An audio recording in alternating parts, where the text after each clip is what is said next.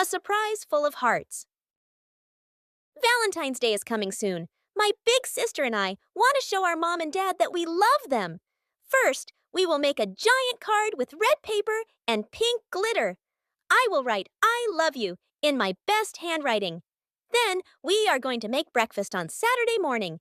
We will make toast in the shape of a heart. I hope our parents feel very happy when they see our surprise. We cannot wait to give them a big hug. Who am I making the surprise with?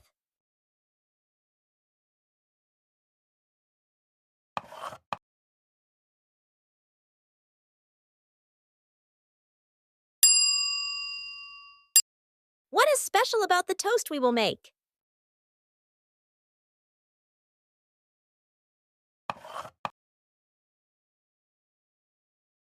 English Score Lab.